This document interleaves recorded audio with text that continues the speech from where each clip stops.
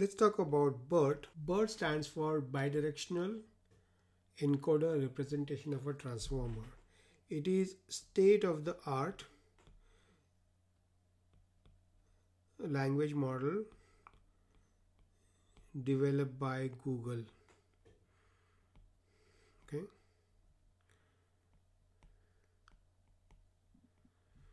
So it caused really stir in the natural language processing industry because this is also called an ImageNet movement for NLP.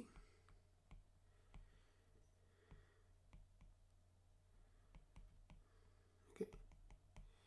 A lot of times, in NLP, we need to keep training embeddings from the scratch for every new application. And a lot of times, if the data is not available, the training becomes hard.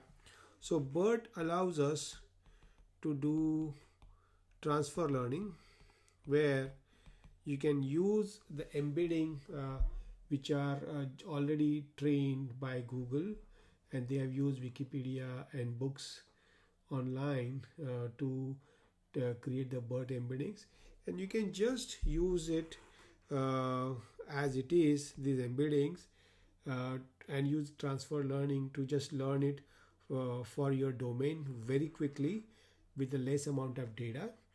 And the BERT is found to be performing very good uh, in a specific domain just by retraining the last layer. Okay, that's why the BERT is becoming extremely popular these days. The original use of the BERT, the basic unit of the BERT, is nothing but it's called a transformer. Okay, you can feed in the word in French, for example. This is the input to the BERT. This is a French sentence, and the BERT transformer then generates an English. It can generate an English output. This is one of the use case, right? That's the basic unit in BERT. Okay, let's learn a little bit more about that.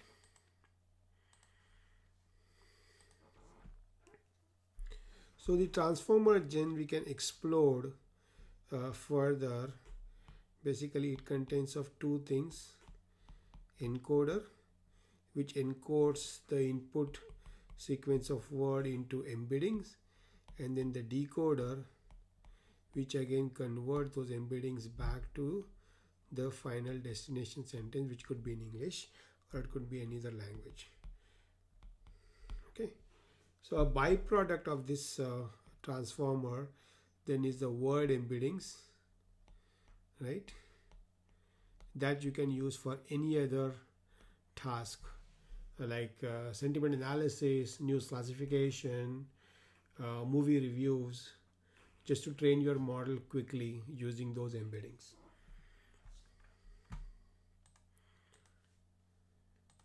Now, if you go a little bit deeper into encoder and decoder, there is not only one encoder and decoder, there are multiple layers of encoders that are used.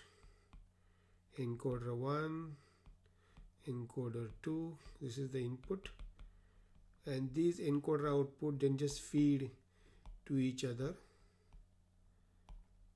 There could be up to 6 to 12 layers of encoder that are used, and they just feed into each other. And similarly, there could be multiple layers of decoder: decoder 1, decoder 2, decoder 3, and the final decoder. And the output encoder can feed into all of this, and then the output is generated, right? That's those. So there are multiple layers of encoder and decoder. There is not just one. If you want to look into encoder further, basically the encoder looks something like this. The encoder has two major blocks. One is called self-attention, which is basically responsible for learning the relationship between the nearby words, and the self-attention then feeds into a feed forward neural network.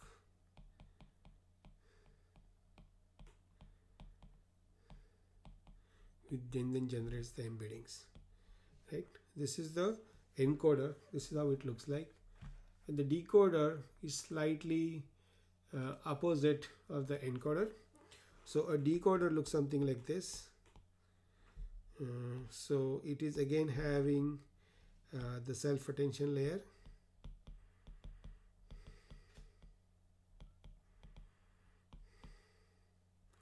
and then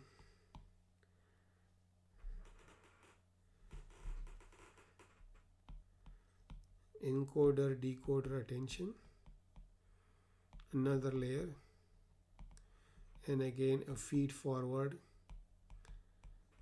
neural network to generate the final output, right? So these are the individual layers which are present in the input layer. Okay, now let's understand more about the self-attention layer.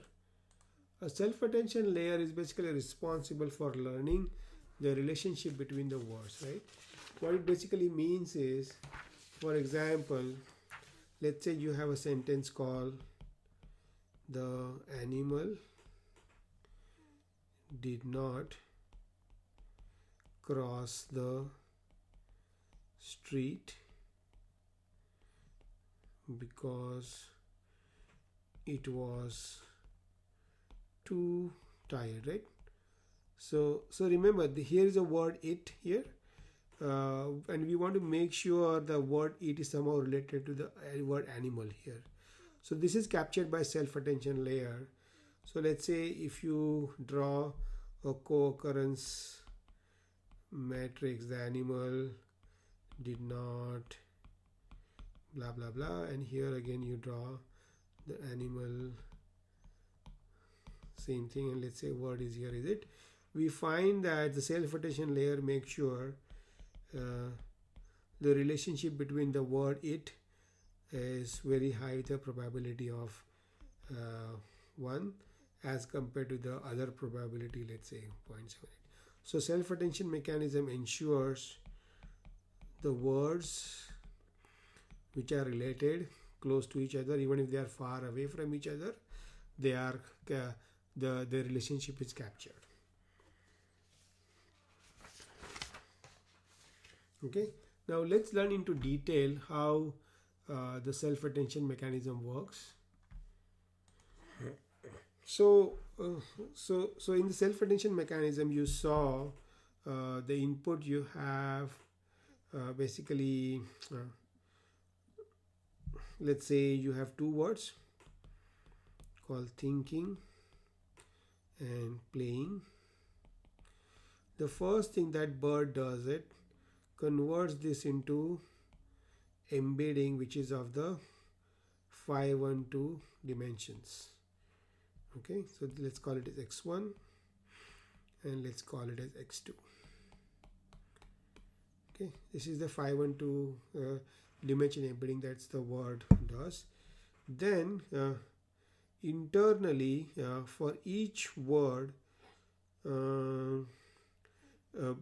basically for each word BERT generates three vectors: query vector, key vector, and value vector.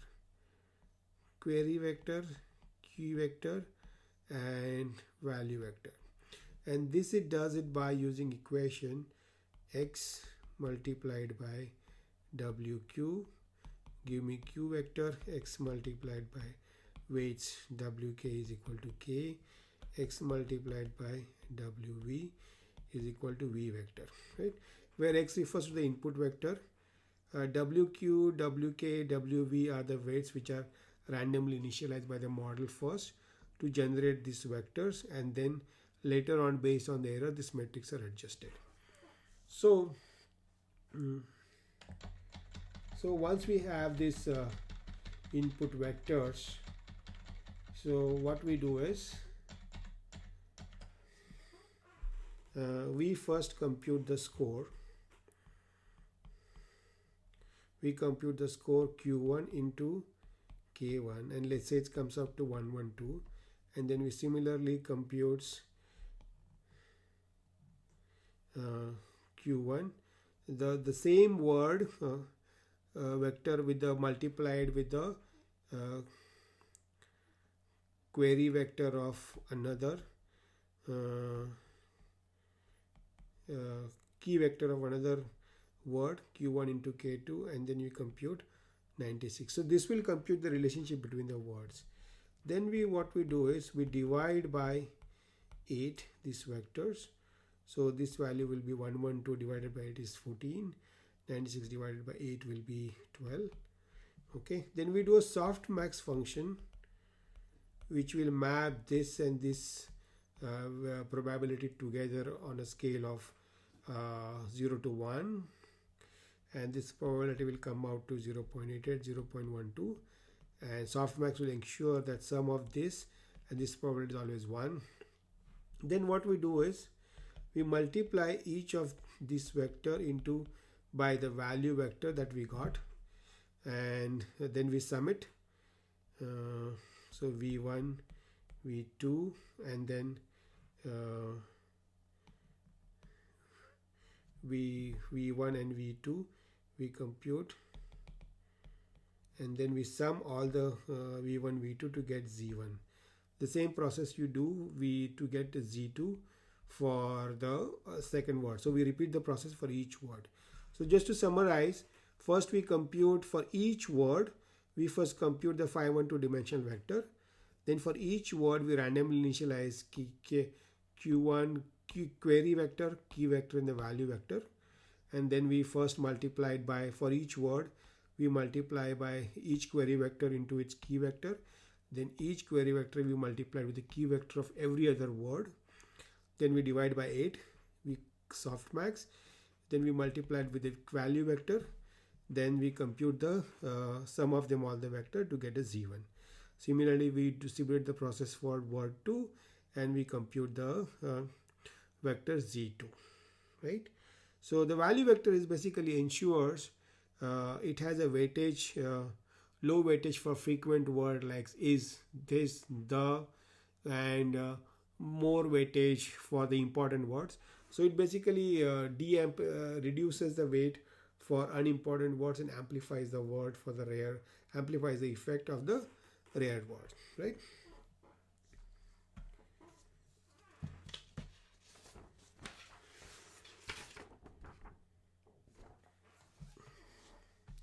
Now let's understand another thing in BERT known as a multi-headed attention.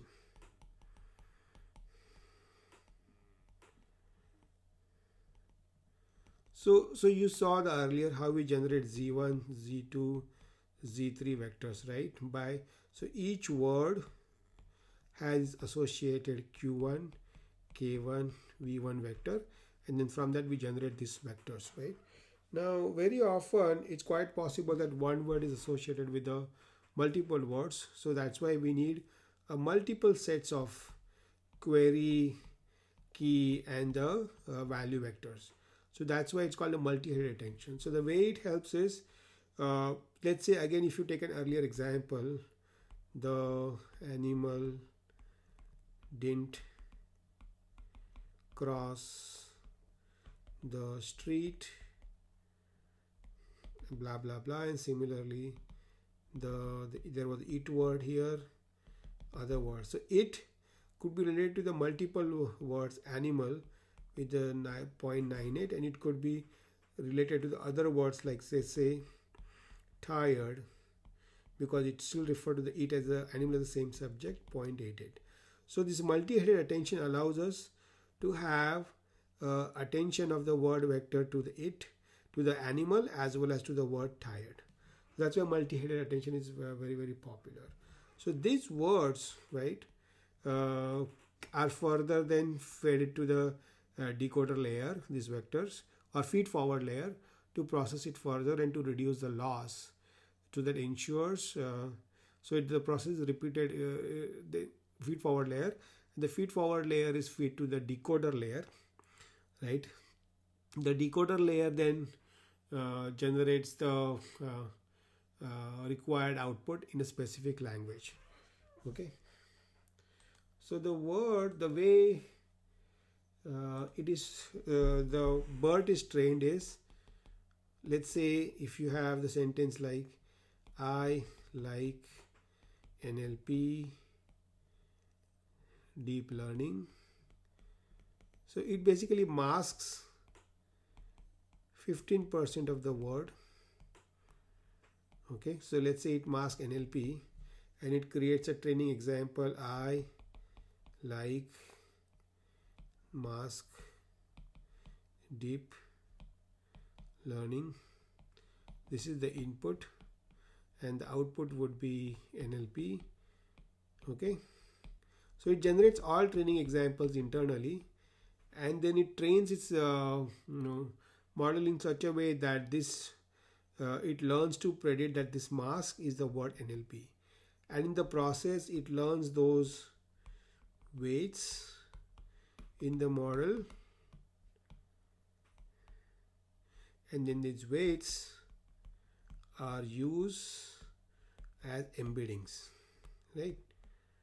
So what tends to happen is, so for word I, it could be represented as vector like 0.9, 0.6. Similarly I, so for each word it can generate the vectors 0.96, 0.98, blah blah blah. The dimension could be 512 or 1024, right? So it basically emits those embeddings, and that you can use in the process like sentiment analysis, then language translation and things like that. So an interesting effect of any word embedding, just like Glove, is if you plot those embeddings,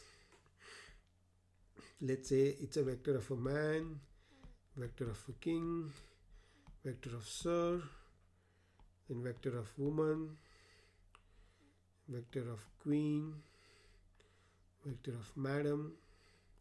Interestingly, you will find that the distance between man and woman vector is same, almost same as the distance between king to queen or distance between sir to madam, right? So semantically, the words, the semantic meaning of the words can also be represented of algebraically, right? So what I'm saying is the difference between queen vector and king vector will be same as the difference between a woman vector and a man vector, right? So this kind of interesting properties can be expressed algebraically using the embeddings, and of course we can use these embeddings to train movie review, sentiment analysis, and a lot of other applications. So these are generic embeddings that can be used in a lot of NLP applications, just like fast text or even word to vec or Glove embeddings. This is absolutely state of the art. If you compare the performance of Glove embeddings, you can just look up. It's pretty awesome performance of BERT embeddings as compared to Glove. So if you look at the performance of the BERT, here are the different models. Like BERT has different model based on the complexity and the accuracy, how much you want, light version, heavy version, depending on the number of dimensions. So you can see it has the comparison of the BERT with the Elmo or with the BiLSTM models. The BERT happens to be the accuracy, even the F1 score of the BERT is a lot better as compared to models like BiLSTM or even OpenAI GPT or other models. So BERT is very popular and it's really catching the world fast.